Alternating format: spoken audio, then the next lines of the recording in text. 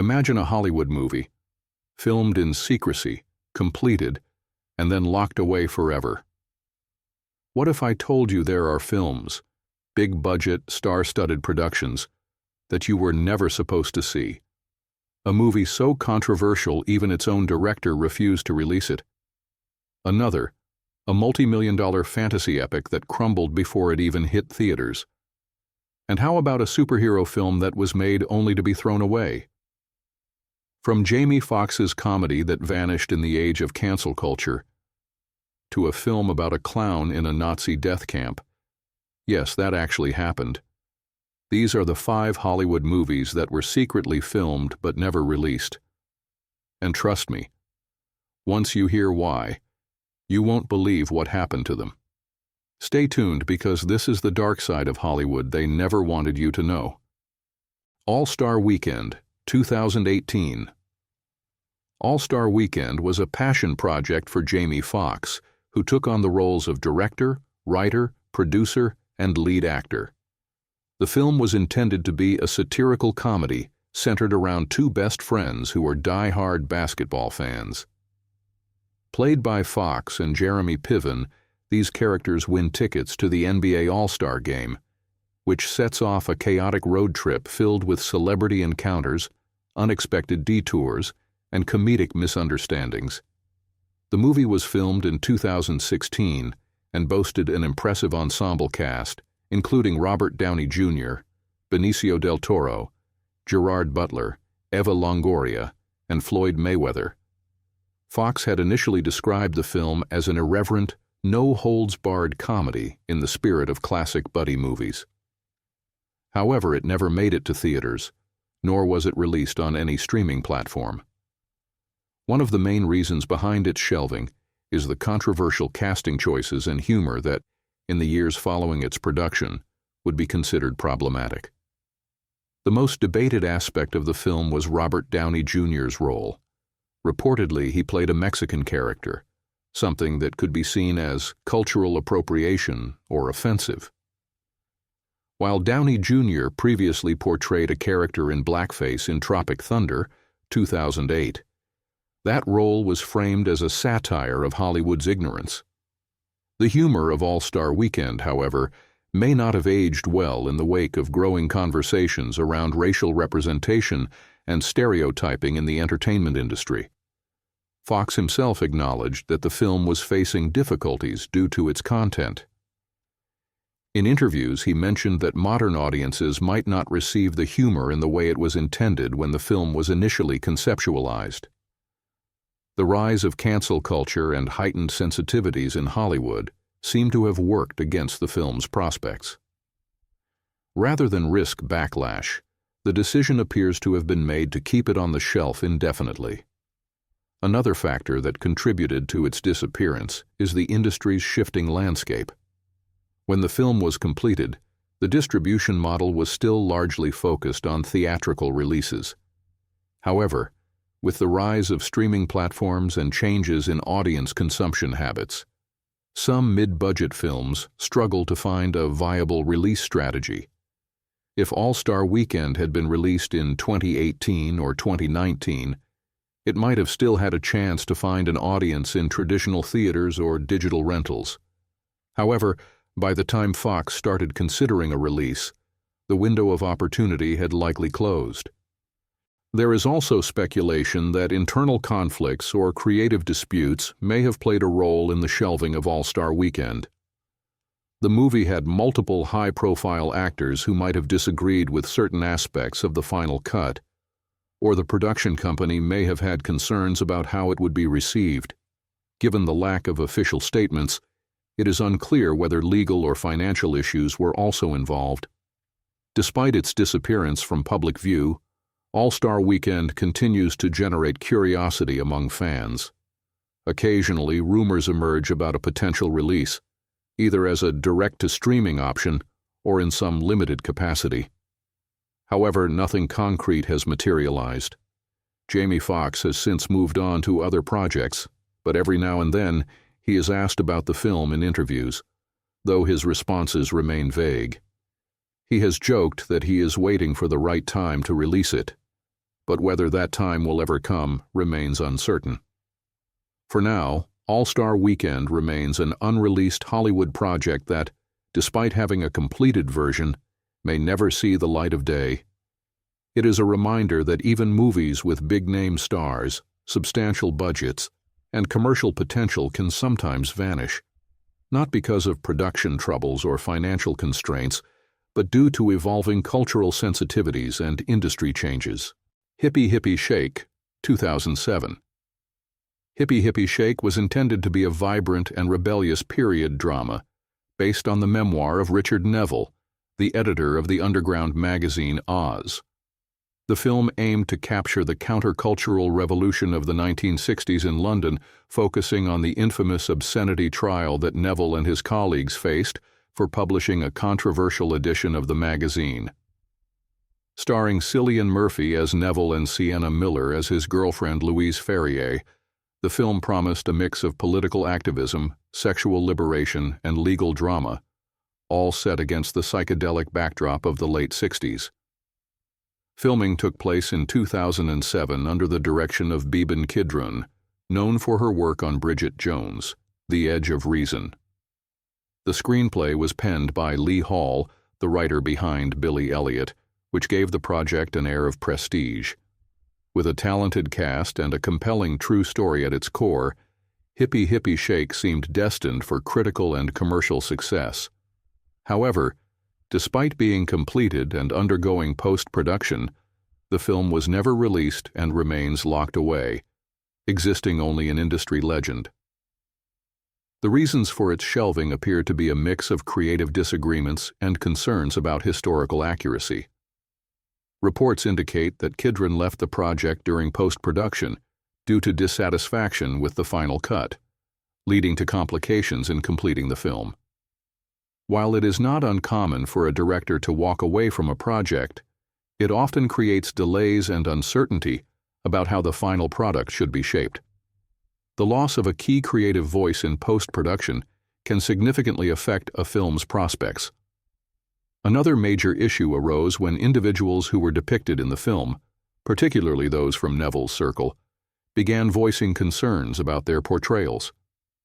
Louise Ferrier, the real-life former girlfriend of Neville, was particularly vocal about her dissatisfaction, arguing that her character was misrepresented in the film. Historical accuracy is always a delicate matter in biographical films, but in this case it seems to have contributed to the project's downfall. When real-life figures oppose their portrayal, it can lead to legal complications or public relations concerns that discourage studios from moving forward with a release. Additionally, the marketability of the film may have played a role in its shelving.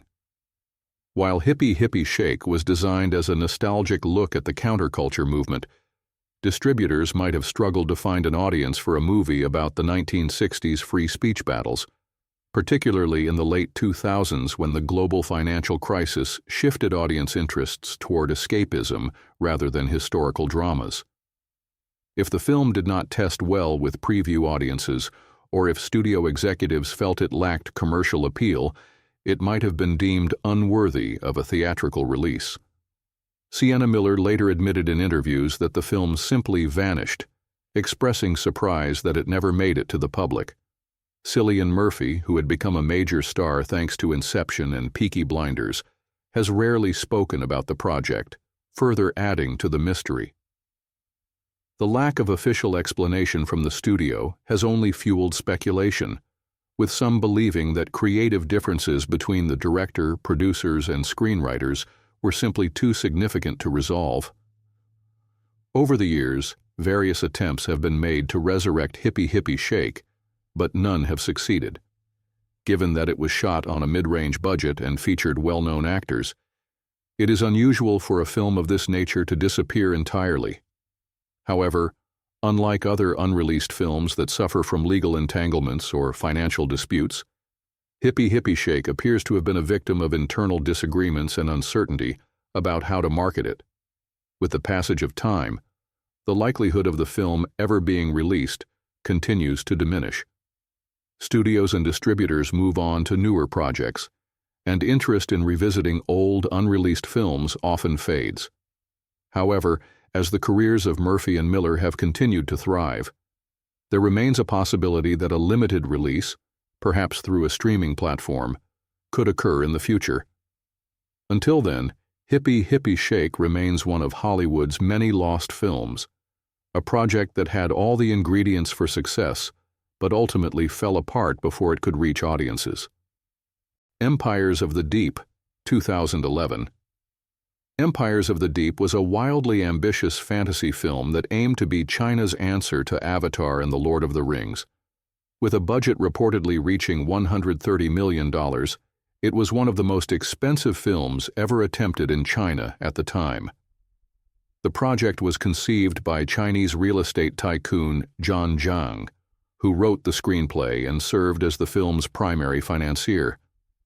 His vision was to create a grand underwater fantasy epic featuring mythical sea creatures, war between mermaids and humans, and an expansive storyline set in a visually stunning aquatic world. However, despite years of production, multiple directors, and extensive rewrites, the film was never released. The story followed a young man who embarks on a journey to a mysterious underwater empire ruled by mermaids. Along the way, he discovers ancient secrets, battles sea monsters, and uncovers a conspiracy that threatens both the underwater kingdom and the surface world. Olga Kurylenko, known for her roles in Quantum of Solace and Oblivion, was cast as the Mermaid Queen, adding some Hollywood credibility to the project. The film was shot in 3D, with its visual effects aiming to rival those of Hollywood blockbusters. Despite its grand ambitions, Empires of the Deep quickly fell into chaos. One of the biggest problems was Zhang's insistence on creative control. Though he had no prior experience in filmmaking, he constantly interfered with the production, leading to constant changes in the script, casting, and direction. Over the years, at least 4 directors were attached to the project, including Jonathan Lawrence and Michael French, but none were able to bring Zhang's vision to life in a way that satisfied him. This revolving door of directors led to inconsistencies in tone, storytelling, and visual effects. The production was further plagued by budget overruns and technical difficulties. Filming took place in China under difficult conditions, with some cast and crew members later describing the experience as disorganized and chaotic. Many actors struggled with the language barrier and cultural differences on set. Reports also emerged that actors and crew members went unpaid for long periods, leading to disputes and walkouts. One of the film's most infamous aspects was its poor visual effects. Despite the massive budget, early footage that surfaced online revealed CGI that looked outdated and unconvincing. The underwater sequences, which were meant to be the film's biggest selling point, appeared awkward and unpolished. Instead of being a groundbreaking visual spectacle, the film looked more like a low-budget direct-to-video release. This led to further delays, as Zhang continued to demand improvements in the film's effects. By the early 2010s, Empires of the Deep had become an industry joke. It had been in production for so long that its technology and visual style were already outdated before it could even be completed. Although some footage was shown at film markets in an attempt to secure distribution, no major studio wanted to take a risk on a film with such a troubled history and lackluster quality. Test screenings reportedly received poor reactions, further discouraging any potential release. Ultimately, Empires of the Deep never saw the light of day. Zhang's dream of creating China's first Hollywood-style blockbuster collapsed under the weight of its own mismanagement. The film was never officially canceled, but no updates have been given for years, and it is assumed to be permanently shelved. Even Kurylenko, the film's most high-profile star, has rarely spoken about it, indicating that the entire experience was something the cast and crew would rather forget. The film stands as a cautionary tale of what happens when ambition exceeds expertise.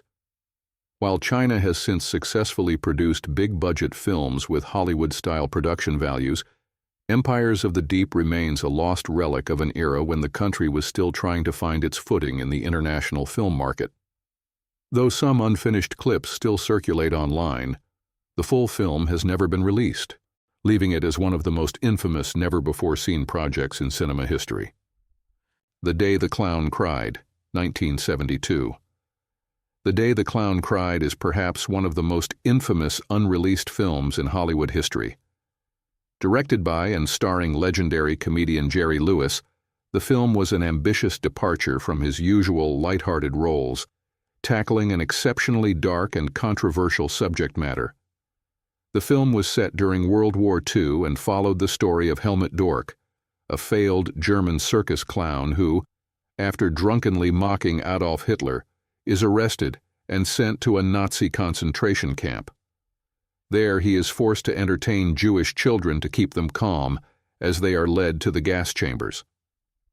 The concept alone was enough to make people uneasy, but Lewis was determined to make the film a reality. He took on multiple roles in its creation, serving as the director, writer, and lead actor. Filming took place in Sweden in 1972, with a cast of European actors and a limited budget. Despite Lewis's comedic background, the film was not intended to be a comedy. Instead, it aimed to be a deeply tragic and poignant story about guilt, redemption, and the horrors of the Holocaust. From the beginning, The Day the Clown Cried was plagued by financial and legal troubles. The script was originally written by Joan O'Brien and Charles Denton, but Lewis made extensive changes that led to disputes over ownership rights. The production ran out of money midway through, forcing Lewis to finance parts of it himself. On set, tensions grew as the cast and crew struggled with the heavy subject matter, and Lewis himself reportedly became increasingly isolated as he immersed himself in the tragic role. Despite these difficulties, the film was completed, but that was just the beginning of its problems. The biggest issue was that Lewis never secured full rights to the screenplay. O'Brien and Denton, unhappy with Lewis's version of their story, refused to grant permission for its release. This created an unresolved legal battle, essentially locking the film away indefinitely. However, even if the rights had been secured, it is unclear whether the film would have been released. Reports from those who have seen it suggest that the film was deeply flawed in execution. Lewis, though a brilliant comedian, was inexperienced in handling such serious subject matter. The tone of the film was said to be inconsistent, oscillating between moments of absurdity and deeply tragic scenes, making it difficult to determine whether audiences would perceive it as sincere or unintentionally offensive. Some who have seen portions of the film describe it as uncomfortable and misguided rather than powerful or moving. For years, The Day the Clown Cried remained a mystery, with only a handful of people ever getting to watch it in private screenings. Lewis himself was deeply ashamed of the final product. In later interviews, he admitted that he regretted making the film and stated firmly that it would never be released. He kept the only known copies locked away, ensuring that the film would not be seen by the public. Interest in the film only grew over time, turning it into one of Hollywood's most notorious lost projects. Clips of behind-the-scenes footage and leaked stills fueled speculation about what the film actually contained. In 2015, it was revealed that Lewis had donated a copy of the film to the Library of Congress, with a condition that it not be shown until at least 2024. This means that, for decades, The Day the Clown Cried has existed in a strange state, completed but unseen, infamous but never officially judged by the public. The film remains one of the greatest enigmas in cinema history. While some believe it is a misunderstood masterpiece, others see it as a disastrous miscalculation that should never be released. Whether it will ever be shown in its entirety remains uncertain, but for now, it continues to be a symbol of how even the most ambitious projects can become buried under legal issues, creative missteps, and their own controversial legacies. The Fantastic Four, 1994. The Fantastic Four, 1994, is one of the most infamous unreleased films in Hollywood history. Unlike most movies that never see the light of day due to creative differences, financial troubles, or studio interference. This version of the Fantastic Four was never meant to be released in the first place. It was secretly filmed for a single purpose: to retain the film rights to the beloved Marvel comic characters. In the early 1990s, German producer Bernd Eichinger held the film rights to the Fantastic Four, but they were set to expire if a movie wasn't produced by the end of 1992. Rather than risk losing the rights, Eichinger decided to make a low-budget film just to fulfill the contractual obligation. With only $1 million to work with, he partnered with legendary B-movie producer Roger Corman, known for making movies quickly and cheaply. The cast and crew were led to believe they were making a legitimate theatrical release, but in reality, the movie was never intended to reach audiences. The plot followed the classic origin story of Marvel's first superhero team: Reed Richards, Alex Hyde-White, Sue Storm, Rebecca Staub, Johnny Storm, Jay Underwood, and Ben Grimm, Michael Bailey Smith, embark on a space mission, where they are exposed to cosmic radiation and develop superpowers. They return to Earth, only to face their arch-nemesis, Dr. Doom, Joseph Culp, in a battle for humanity's fate. The film, despite its low budget, attempted to capture the spirit of the comics, but its limitations were obvious. The special effects were rudimentary, the costumes looked cheap, and the action sequences lacked the polish of a major studio production. Despite these shortcomings, the cast and crew poured their hearts into the film.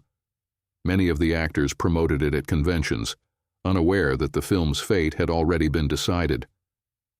In 1994, a trailer was even released, and a premiere was planned. However, just weeks before its scheduled release, the film was suddenly pulled, and all promotional materials were ordered to be destroyed. The real reason behind its disappearance was later revealed. Marvel had no intention of letting the film be seen by the public. Around this time, Marvel executive Avi Arad was working on securing major studio deals for superhero films and was horrified at the prospect of a low-budget Fantastic Four movie damaging the brand. To prevent this from happening, Arad reportedly bought the film's rights and ordered all existing copies to be buried. While Marvel never officially admitted this, cast members and crew later confirmed that the movie was deliberately suppressed. Despite Marvel's efforts to erase the film, bootleg copies began circulating in the underground film community. Over the years, VHS and DVD versions leaked online, allowing fans to see the film despite its unreleased status. While the movie is undeniably low budget and flawed, it has since gained a cult following. Fans appreciate the effort and sincerity of the cast and crew, even if the final product is nowhere near the blockbuster quality of later Fantastic Four adaptations. The 1994 Fantastic Four remains a fascinating piece of Hollywood history. It was a film made not for artistic or commercial reasons, but purely as a legal loophole.